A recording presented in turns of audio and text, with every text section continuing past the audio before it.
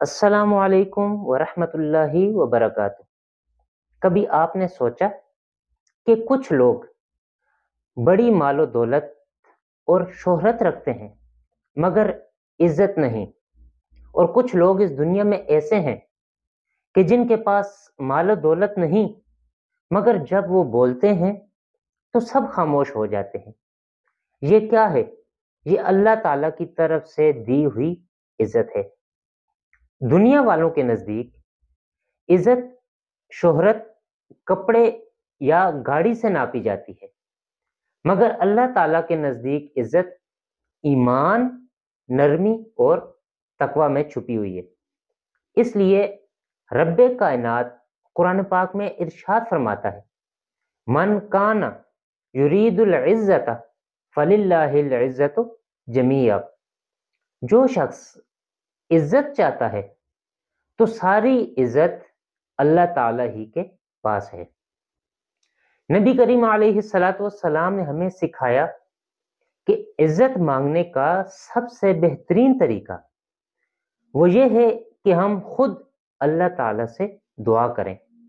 پھر نبی کریم علیہ الصلاۃ والسلام نے ہمیں دعا مانگنا بھی سکھائی۔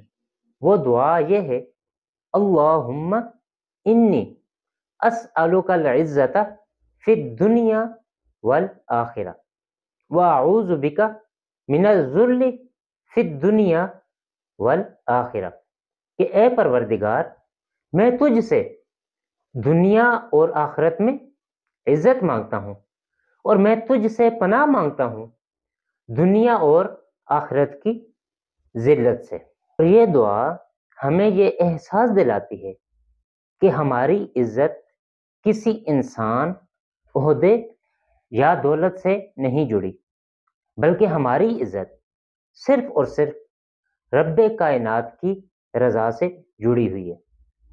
جب بھی کوئی شخص تم پر ظلم کرے یا کوئی شخص تمہارا مذاق اڑائے یا تمہیں نیچے دکھانے کی کوشش کرے تو تب غصے میں جواب دینے کے بجائے اللہ تعالیٰ کے سامنے یہ دعا پڑھنی چاہیے، کیونکہ عزت وہ نہیں جو آپ کو لوگ دیتے ہیں، جو آپ کو عہدے کی وجہ سے ملتی ہے یا آپ کو پیسے کی وجہ سے ملتی ہے، بلکہ عزت وہ ہے جو اللہ تعالیٰ لوگوں کے دلوں میں آپ کے لیے ڈال دیتا ہے۔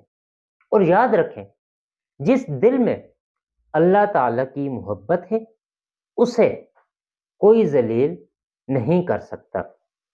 آئیے آج عہد کرتے ہیں کہ ہم عزت صرف رب کائنات سے مانگیں گے، دنیا والوں سے عزت کی لالچ نہیں رکھیں گے، اور نہ بندوں سے تعریف کی لالچ رکھیں گے، اور نہ دنیا سے شہرت کی لالچ رکھیں گے۔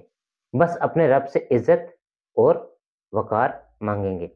اللہم اعزنی فی الدنیا والآخرہ واعوذ بک من الذل فی الدنیا والآخرہ، آمین یا رب العالمین۔